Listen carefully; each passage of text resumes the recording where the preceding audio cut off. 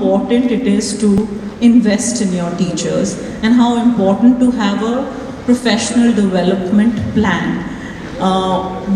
Again, with both the applications that you make to become either an IB school or become a member of fieldwork education, we would look at the professional development plan of the schools. So have you articulated it, have you structured it, and have you done a needs analysis of the plan that you're going to implement? I mean, what does each teacher need and what does your school need? And I want to point out here just 1 minute only, that a lot of schools are investing in professional development, but what somewhere gets lost is the implementation of whatever that you've done, and even an evaluation from a school side of how the professional development has really worked in your school. And one of the educators that I want to refer to is Thomas Guskey. His model of monitoring and evaluation of professional development is really, really good. I mean, both our parent organization, which is the Nord Anglia organization, uses that model to evaluate how well has it been done. So, I mean, I'm not going to elaborate on the model, but what I will say is go to the ASCD's website and look at that model, because I mean, it's a great website to look at. I mean, especially for professional development. I mean, I look at it all the time, and we'll talk a little more. Thank you, Priyapada. Poonam, what are the challenges that you see in professional development, especially keeping the digital implementation in mind? Because that's where your prime focus has been.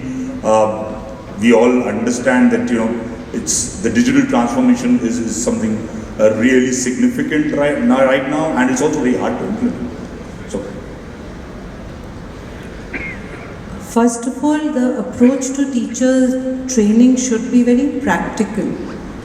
Mostly we go into teachers training because it has to be done or it has been recommended to us, but we do not have any diagnostic tool to see which are the gaps or any feedback system basis which we design a teacher's training.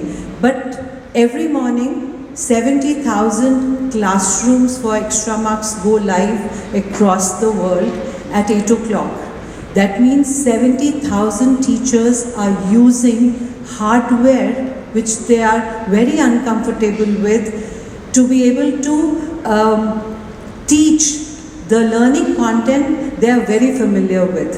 It's a very interesting dissonance that is there. So when we came into the digital learning market, which was in 2007, already a lot of companies had introduced digital learning into the school, and I feel the biggest contribution we did as a company was be sensitive to the teachers' adoption.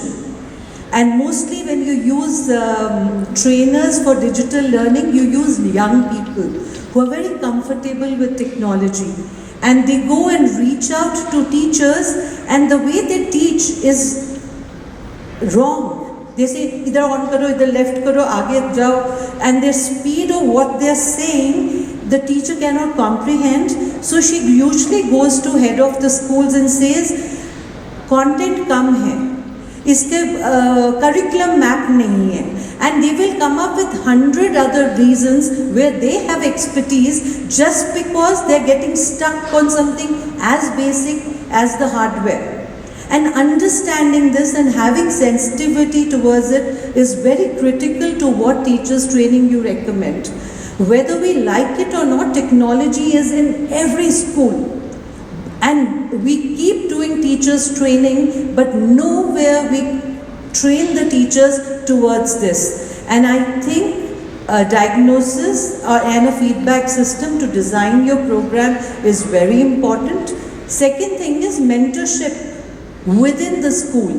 I can come and train the teacher, but if I don't leave the school empowered for mentorship within the school, then I come back to ground zero.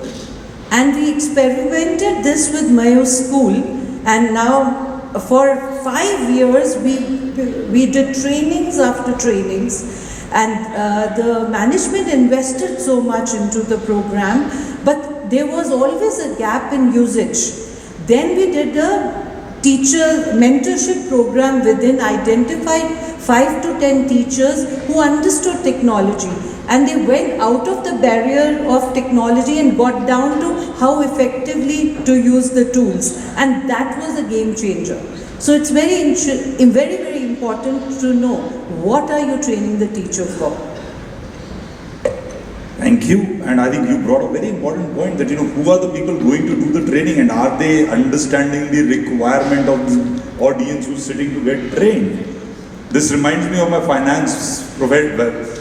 Years ago when I was into finance, I was always told, when finance people do the presentation, they use the terminology of finance as if everybody in the room understands it, which nobody does, right? I think that's a very valid point. With that, I'll bring you in, Sean. You were talking about, she talked about mentorship program. You were talking about various other ways in which, the training can be more effective in terms of how the schools take it forward beyond that.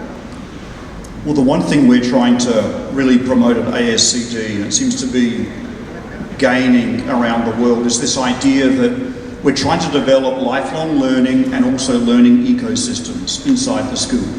And that's not only for the students, it's also for the teachers. The teachers are role models, but we also want them to develop their learning and progress their learning. When I first went into the teaching profession close to 30 years ago, I remember a mentor teacher who admitted to me quite proudly that they had not changed their lesson plans for over 20 years. At the time, I was embarrassed for him. Now I'm horrified that he would actually have the gumption to actually say that and admit that, because the way that we taught 5 years ago is not the way that we need to teach today. The way that we taught last year may not suit the students that we have and the context that we have this year in this classroom.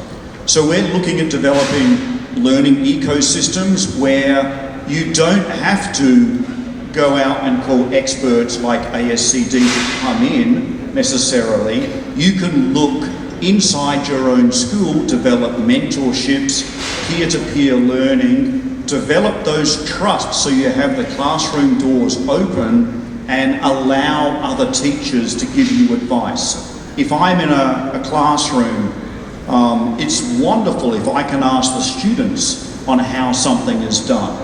But also, I'd like to be able to open my door and ask another teacher, how did you reach this student? How did you develop these, the concept amongst this grade of students?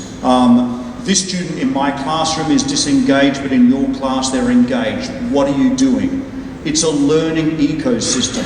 So I think, and not to hark back too much on the last panel, but I think there's some symbiosis there, is I think it's important for teachers to both figuratively and literally open their classroom doors, start to share what they're doing with other teachers, start to share what they're doing outside the school, and start to advocate for themselves. We are our worst enemies in singing our praises. But if we want the teaching profession to improve, and if we want the status to improve, we have to put our sensibilities aside, and we have to start being proud of the work we're doing and actually advocate for ourselves and our profession.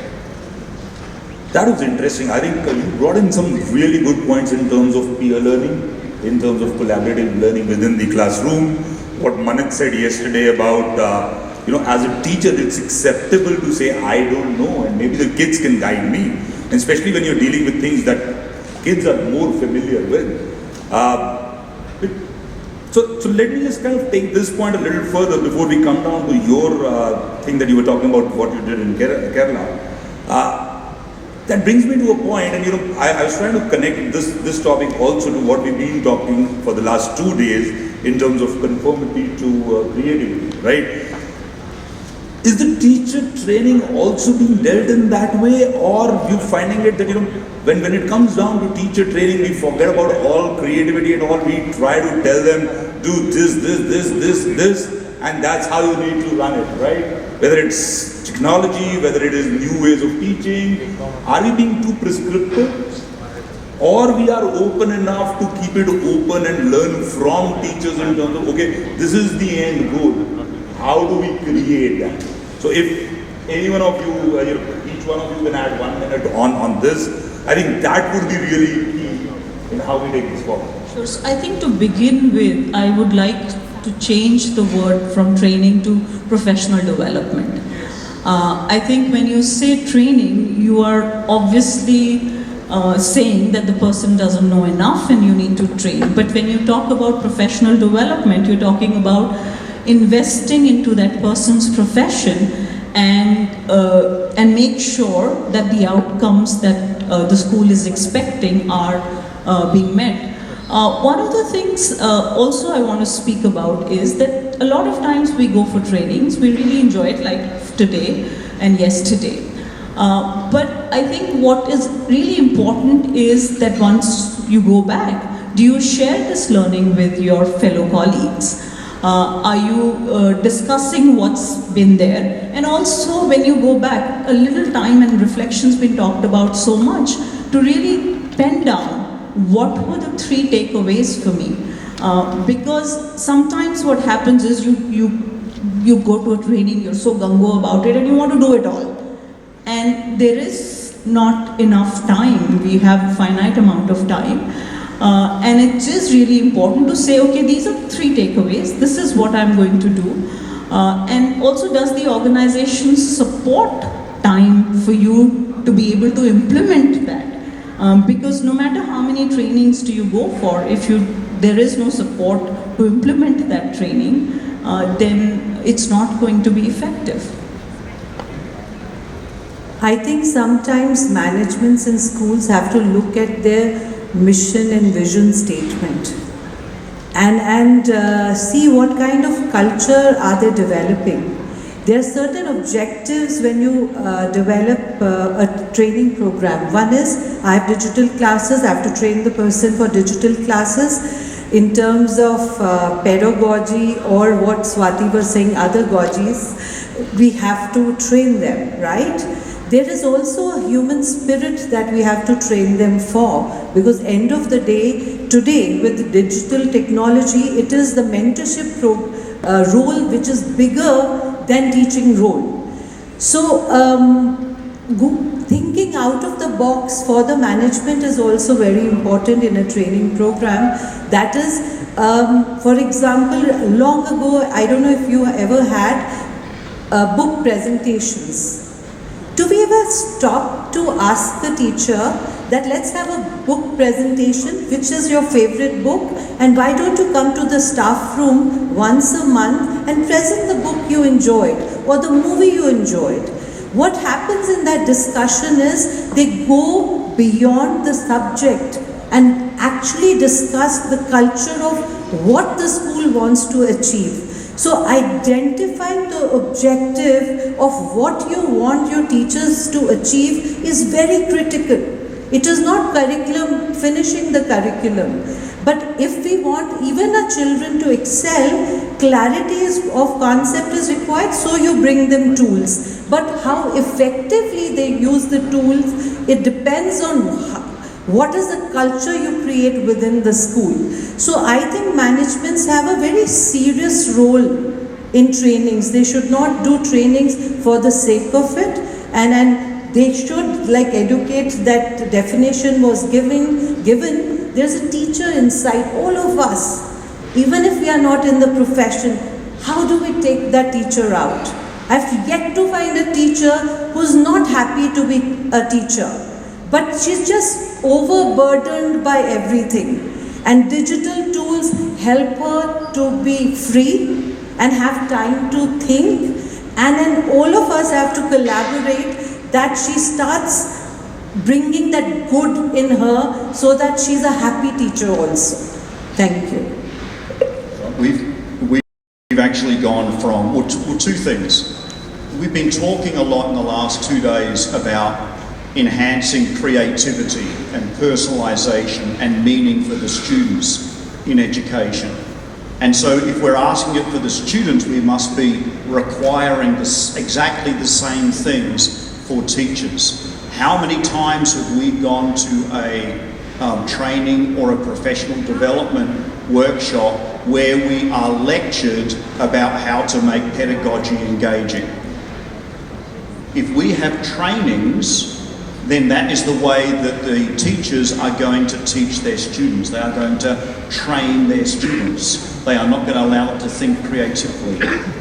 You talked about changing it from training to professional development. We actually have changed from professional development to the term professional learning now, but for the same reason, because what we want people to do is understand this is not a drive-by workshop where you come in, you get your dose of content and then you leave. What we want is we want ongoing learning that's taking place with the students but also taking place with the teachers. So events like this or websites like ours with the resources can support those things, but there should be continuous discussions in the school with educators across the country or across the globe via digital networks to start to enhance the teaching and learning that's going on. Sorry. We keep saying that all of us are veering towards personalized learning, and then we are introducing a lot of gadgets to the children, and we want children to be self-paced and independent learners. But we are not developing this culture in the teacher that she has to get into self-learning mode. And there is no reward system within the school system that by her enhancing her skills, she is going to get a percentage more than other person who's not putting an effort. Perhaps this is also something we should encourage amongst the teachers. Not because it has to be done, but she volunteers to do it because, she'll get certain benefits to begin with, and then obviously she's a better teacher within. So, I think we've got some interesting points in terms of whether call it training, professional development or professional learning, about lifelong learners. I picked up a couple of points when you guys were saying. One of them that came in was finite time. And I'm reminded of that example of that woodcutter who cuts the maximum number of trees and just cuts it, and then he suddenly finds that his number of trees that he can fell is going down, and he's not able to realize, tries extra hard, and then the answer is that he was not sharpening his saw. And I think that's where, and a lot of time in such sessions we say, oh, but there is no mandatory requirement from any place. A lot of professions have these CPERs as a mandatory requirement every year, but I don't understand, why do we need a mandate?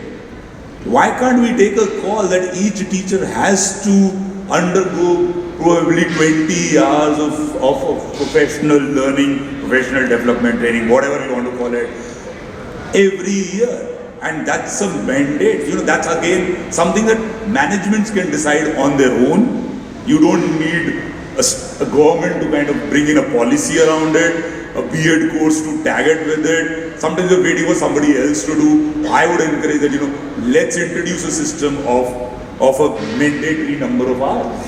And that might be the structure going forward. That, I'll come back to you, Poonam, where you talked about some unique way, and if you can do that in kind of less than a minute talking about that unique Kerala thing that happened, and then we open it up for questions. I'll take a second. Can you switch it on? I just hold. This is a school in a remote place in Kerala. It was called Pitambi. And this school went 100% digital, a bagless school. And all the students were from a very poor background because it is Kerala, obviously literacy rate is very high. I just want you to go through this and I'll tell you the experiment we did in training here.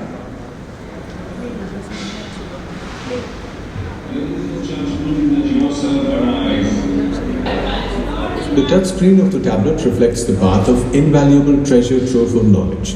Perhaps it will take the child to the lesson beyond the prescribed syllabus. Yes, our classrooms are also exposed to the new development in information technology. The scenario for depending on just textbooks has been changed that are replaced with tablets. Earlier, I was able to view the videos only in the smart class sections. I couldn't watch them at home. But now, after receiving the tablet, I'm able to view all the study materials at home too. In the current generation, everybody has got a smartphone. So all of them may know how to use the tablets too. There are no problems.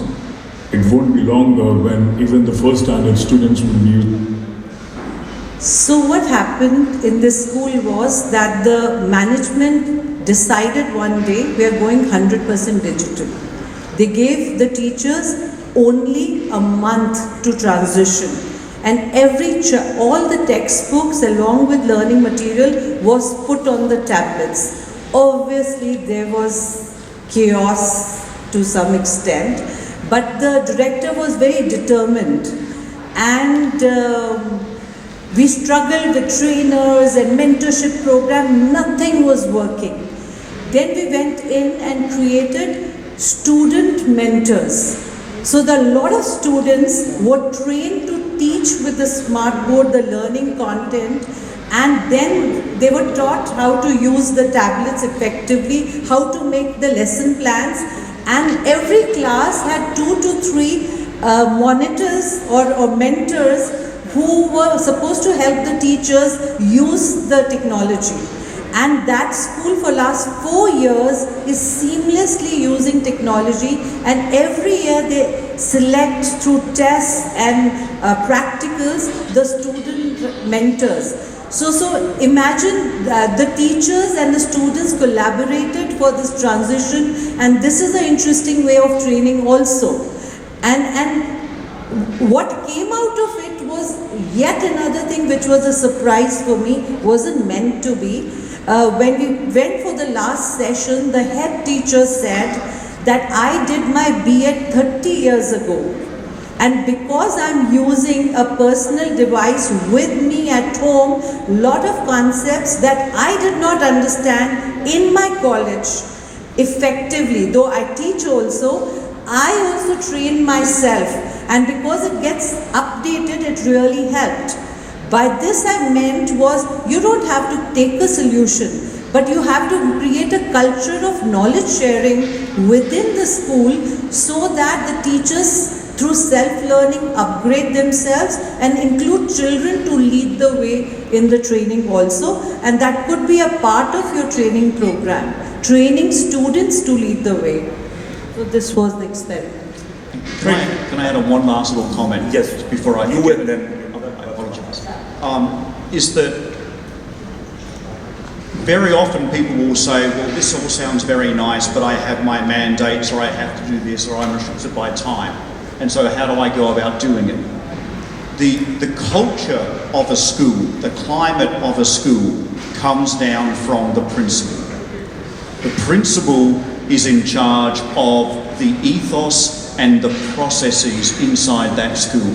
So if we want to develop a learning ecosystem, or a school where the staff collaborates and it doesn't have to be mandated, the way that you start to do it is you start to have the principal discuss and highlight and advocate for that during staff meetings and so forth. So then you start to change the culture.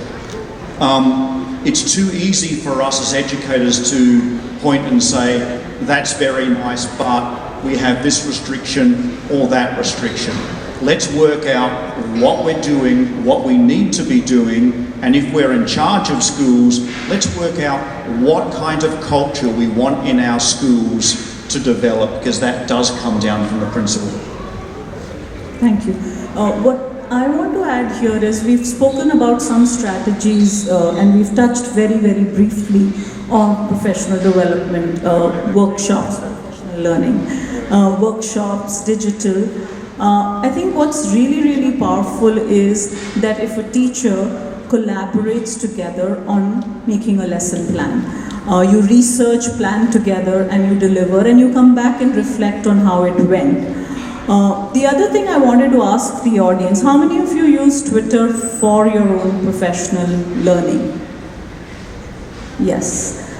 Because that's again a great tool that you have it with you, you follow certain people, you look and read about what they've done. I mean, I use it extensively.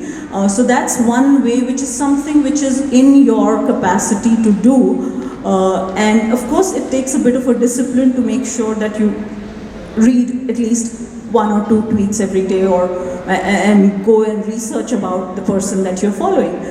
So I think those are things that are really, really important. One last point, sorry, I kept saying one last point, but one more last point.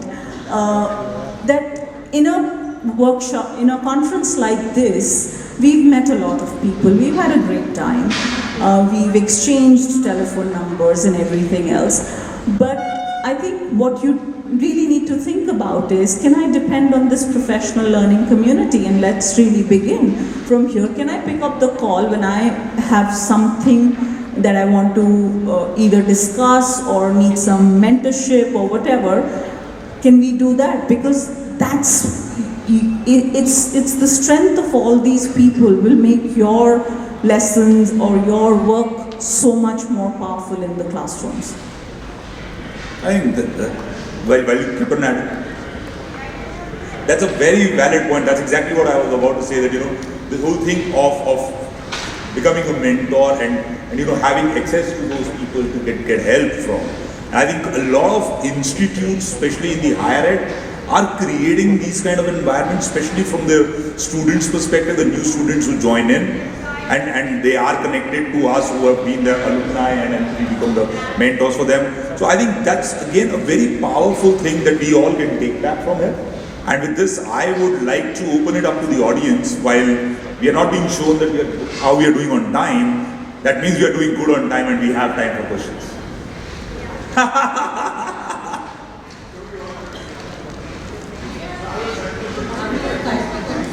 Yeah. As we're waiting for the microphone to open, I just want to echo what you were saying about a network and how this can be a professional learning community. We have affiliates of ASCD in every state in the US and in about 22 countries around the world. We're looking, with the help of ScooNews and Sandeep and others, of establishing an Indian affiliate here, so that one, you can utilise some of the materials that we have to support your work, but also you can start to contextualise the learning from an Indian perspective as well. So if you're interested, stay tuned for that. That's good.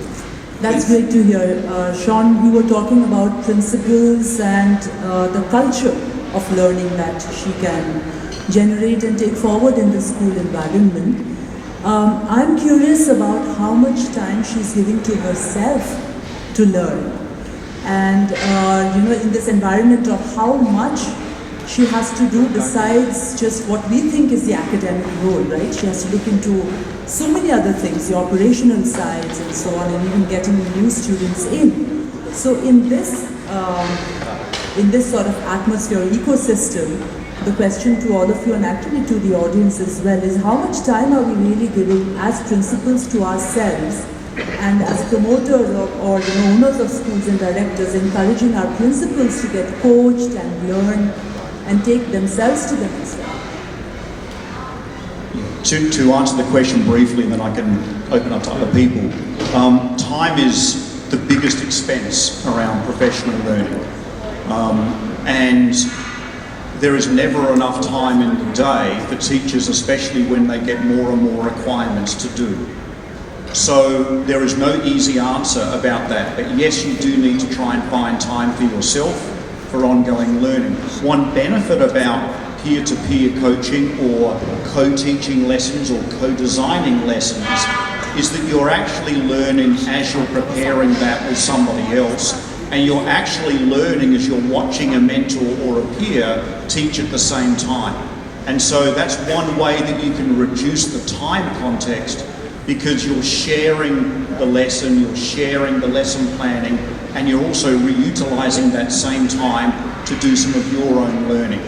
But I'll be honest, There's no easy answer about where you find the time or how you find it, but I will say it does come back again to what the principal determines, going back to the vision and mission statement of the school. If we believe that lifelong learning and personalisation and differentiation and dealing with individual needs is important, then time has to be carved out or found in the school day to make sure that occurs. Very quickly add to the time thing. If you have a policy for professional learning and if you've got a plan for the year, I think that's really effective, because then you know what does your year look like and where can you plug in the professional learning. I would, can we get the mic there? Somebody has another question. While the mic gets there, remember one thing, it's a decision that we make whether we want to continue to cut the trees or sharpen our saw in between, right? So time would be a problem. Teachers, and they have used innovative ways of using technology in the classroom. They do not use my solution. Yet I was so impressed with them that I happened upon her right now and I said, we are doing exactly the discussion and you're an example of its implementation. If I get a moment, I would like to introduce the lady to all of you, because that is what we have to learn from practical examples of implementation of unique ideas. Ashwini, Chaturvedi and Merlin, are you there?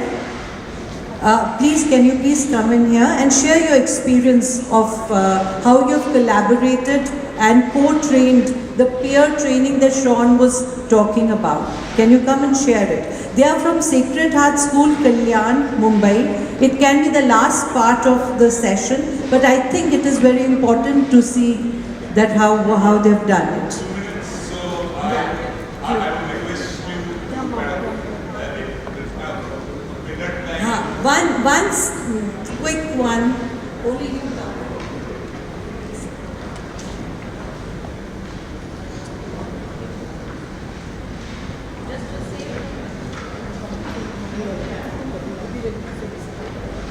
Hi, good afternoon everybody.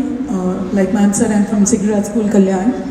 For those who are from Mumbai, we belong to a very secluded place away from Mumbai, but we do have everything that's been discussed here as well as what was happening in Hyderabad. Talk about 3D printing, laser cutting machines, we have it all. So this was basically, we are lucky enough to have a boss who just agrees to everything that we want to have for our children. And secondly, we have a staff of teachers who are very, very willing to twist and turn their methods of teaching just for the good of the children.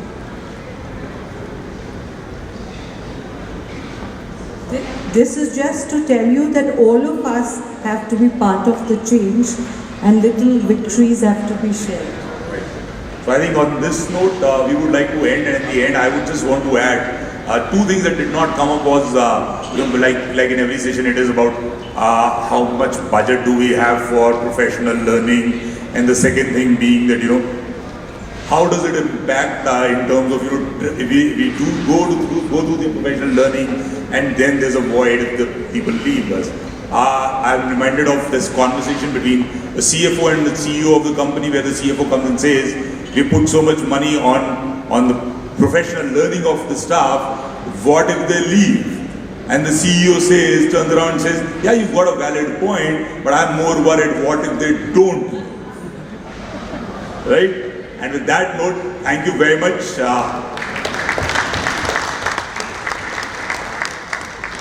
Thank you. Can we ask Ravi to felicitate our panelists, please?